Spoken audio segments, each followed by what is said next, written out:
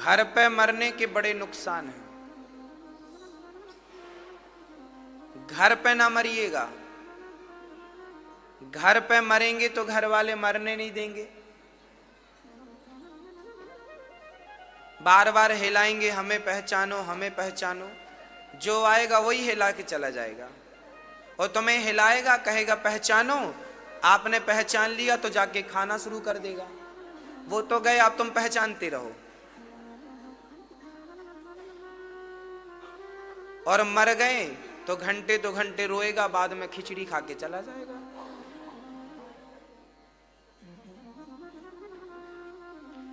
बिगड़ेगा उसका कुछ नहीं, बिगड़ेगा तो सिर्फ आपका बिगड़ेगा। यदि मैं मरते समय किसी को देखता देखता, बेटे को, बेटी को, पति को, पत्नी को, परिवार को, मित्र को, यदि मैं इनको देखता देखता मरा तो इनका कुछ नहीं बिगड़ेगा। चूंकि मैं इन्हें देखते देखते मर रहा हूं तो गति मेरी बिगड़ जाएगी। इसलिए कहा जाता है कि मरते समय बहुत सावधान रहिएगा। तुलसी की माला हाथ में हो, राम नाम मुख में हो, चिंतन भगवान का हो, सामने राम का चित्र हो। इसलिए हम कहते हैं कि अपने घर में राम का, कृष्ण का बड़ा बड़ा चित्र लगाइए, ताकि किसी भी प्रकार से उनका दर्शन होता रहे। अपने घर में, अपने हॉल में जहां बैठ के भोजन करते हो, जहां भोजन करते हो, सामने की दीवार में कृष्ण का बढ़िया सा चित्र लगाओ, राम दरबार लगाओ, ताकि भोजन करते समय ना चाह कर भी तुम्हें दर्शन होता रहे। जहां बैठते हो वहां भी लगाओ, ताकि ना चाह करके भी तुम्हें दर्शन होता रहे, कोई आए तो दर्शन हो। और जब मरो तो बिल्कुल शांत चित्त से, जब तक कोई मर ना जाए तब तक रोना नहीं चाहिए। रिश्तेदारों को, ये तो समझदारी है, बहू बेटे को ये ख्याल रखना चाहिए कि जब तक पिताजी अभी जिंदा हैं, दादाजी अभी जिंदा हैं, तो रो क्यों रहे हो भाई? आप तो रो रहे हो, और मरने वाले का मन यदि आप में लग गया, उसकी तो दुर्दशा हो जाएगी। फिर 84 का चक्कर, जन्म मृत्यु जन्म मृत्यु जन्म मृत्यु, पुनरपि जननम पुनरपि मरणम पुनरपि जननी जठरे शयनम। हाँ, इसलिए प्रार्थना करता हूं कि मरते समय इतना तो करना स्वामी, जब प्राण तन से निकले, गोविंद नाम लेकर मेरे प्राण तन से निकले, है ना।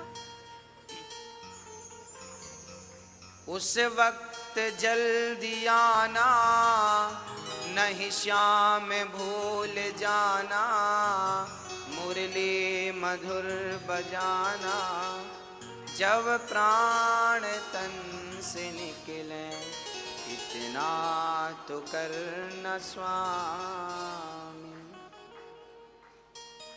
श्री गंगा जी का तट हो, मेरा सावेरा निकट हो, मेरे मुख में तुलसी दल हो, जब प्राण तन से निकले, इतना तो करना स्वामी। जब मरें बिल्कुल सावधानी के साथ, भगवान का चिंतन करते करते, और घर परिवार में रहोगे ना तो झंझट तो लाख होगी, नो प्रॉब्लम। मरने नहीं देंगे दुनिया वाले। तुम कितना भी समझा लो, मैं कितना भी समझाऊं कथा में, ये हमारी माताएं किस प्रकार का रोती हैं सबको पता है। अजीब व गरीब तरीके से कौन रोता है? आपके रोने से ना हंसी आती है, जब किसी के मरने में आप लोग रोती हो ना, रोने का ढंग जब देखते हैं हंसी आती है। ये कैसा रोना है भाई?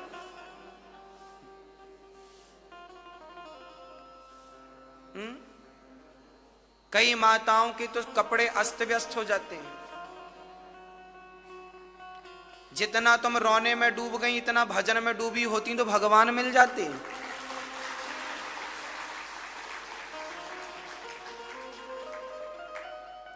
ठीक है, रो लो,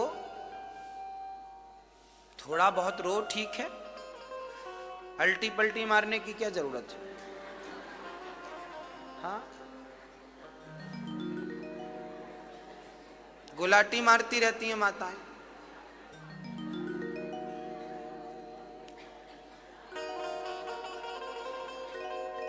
ठीक ठीक रोना अच्छा है, और रोने से भी क्या फायदा। रोने से मरने वाला जिंदा हो जाए तो रोने से कोई फायदा है। आप लोग वैसे तो बिना फायदे के कोई काम नहीं करते, और रोते बिना फायदे के को क्या फायदा बताओ। जिंदा हो जाएगा वो, और आंसू बहा रहे हो। ये आंसू सब भगवान के लिए बहते तो हमें ठीक लगता।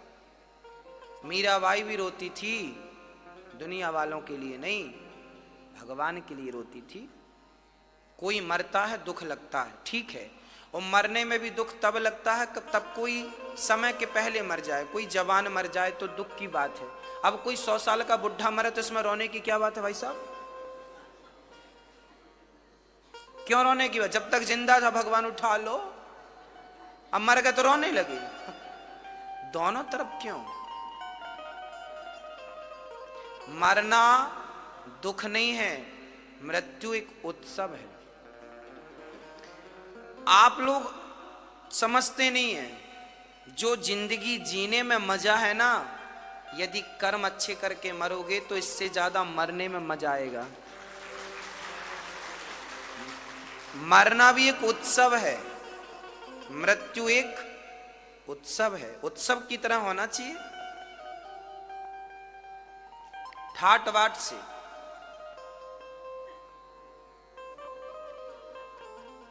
जो भगवान का चिंतन करते करते करते करते प्राण त्यागते हैं, निश्चित उनका कल्याण होता है। थोड़ा कम रोइए।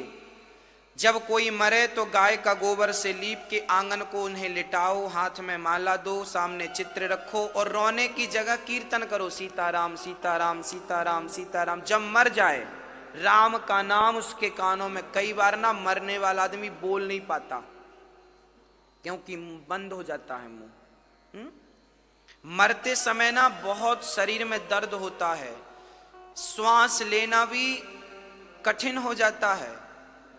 मरने वाले आदमी से पूछो कि उस वो 2-3 मिनट जो प्राण निकलने के टाइम होता ना, 2-3 मिनट, वो जो 3 मिनट का जो दर्द है ना, वो 3 जन्म के बराबर लगता है।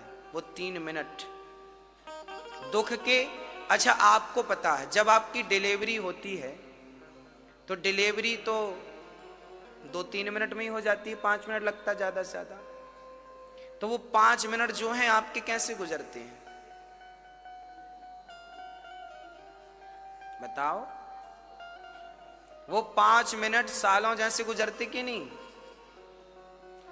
एक स्त्री को मां बनने में डिलीवरी के टाइम जितना कष्ट होता है, जन्मत मरत दुसह दुख होई।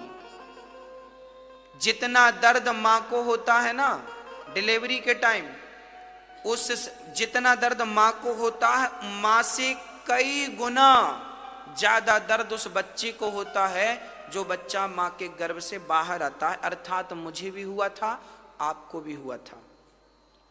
और जितना दर्द जन्म के टाइम होता है, उससे कई गुना ज्यादा दर्द पीड़ा मृत्यु के टाइम हर व्यक्ति को होती है। हर प्राणी को जन्मत मरत दुसह दुख होई। आदमी चिल्लाता है, चीखता है। मरने वाला आदमी, कई बार मरते हुए आदमी ना चीखते हैं, चिल्लाते हैं, क्योंकि उन्हें यमराज यमदूत के प्रत्यक्ष दर्शन होने लगते हैं। फिर संसार में अंधकार छा जाता उनकी आंखों में। वो चिल्लाते हैं, चीखते हैं। कई बार ना मरने वाले के सामने आप बैठना, वो चीखता है, चिल्लाता है, डरता है, भागता है। सब दिखने लगा, उसकी पिक्चर चालू हो गई, जो जो किया है सब सामने आने लगा। अभी यमराज गले में रस्सी डाल के यमदूत ले जाएंगे घसीटते हुए। यहां से 99,000 योजन की दूरी पे यम नगरी है, यमपुरी कहाँ है?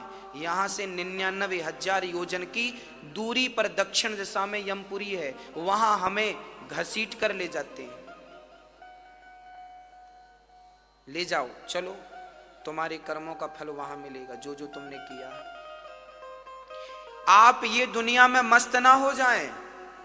ये दुनिया से भी अलग एक दुनिया और है। यहां तो अच्छा, एक होता है आपका घर, एक होता है आपका ऑफिस, कार्य क्षेत्र। कार्य क्षेत्र अलग होता है, फैक्ट्री अलग होती है, और घर अलग होता है। घर का वातावरण अलग होता है, फैक्ट्री का वातावरण अलग होता है। फैक्ट्री में कमाओ पैसे और उसका मजा घर पे लो। ऐसे ही ये संसार कर्म क्षेत्र है। यहां कर्म करो, करो करो, अच्छा बुरा, अच्छा जो तुम कर रहे हो सब करो, अच्छा करो या बुरा करो। पानी भी भरा है तुम्हारे सामने, दूध भी भरा है तुम्हारे सामने गिलास में, और शराब भी भरी है तुम्हारे सामने गिलास में। एक गिलास में शराब भरी है, एक गिलास में दूध भरा है। क्या पीना है क्या नहीं पीना वो आपका निर्णय। पी लो जो पीना है तुम्हें, सब कुछ यहां मिलेगा। यहां तुम झूठ भी बोल सकते हो और सच भी बोल सकते हो। यहां तुम गला दबा के मार भी सकते हो और किसी की जान बचा भी सकते हो। यहां अच्छाई बुराई सब कुछ है। अब क्या करना है सब कर लो, कर लो। इसका फल फिर तुम्हें मिलेगा धीरे से। अभी तुम करते जाओ, करते जाओ, करते जाओ, करते जाओ, नॉन स्टॉप करते जाओ, सब करो, फल मिलेगा। फिर जब वो मिलेगा तो फिर इसका हिसाब पूरा पूरा हो जाएगा। तो ये तुम्हारी कर्म भूमि है। ये क्या है? कर्म। यहां कर्म करना है तुम्हें, अच्छा या बुरा। अब अच्छा करना या बुरा वो तुम्हारी बुद्धि पर निर्भर है, आपके विवेक पर निर्भर है। सब करो, फिर यमदूत यहां से पकड़ के ले जाएंगे, तो यहां जो किया उसका परिणाम वहां मिल जाएगा। वो अलग दुनिया है, वो हिसाब किताब की दुनिया है। वहां फिर तुम कर्म है।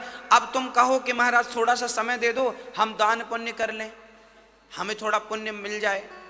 आप देखते हैं ना खड़े होके, इसने इतना दान किया तो इसको इतने साल तक स्वर्ग, इतना सुख मिलेगा, और इसने इतना पाप किया तो इतना दुख। आप देखते हैं, आपको लगता राम राम, हमने क्यों नहीं पुण्य पुण्य किया, हमने क्यों नहीं अच्छा अच्छा किया। हा? अब थोड़ा सा समय मांगते हैं, भाई साहब थोड़ा सा, यमदूत जी समय दे दो। यमदूत दिए थप्पड़ मारते, 100 साल दिया था फिर समय मांग रहा है।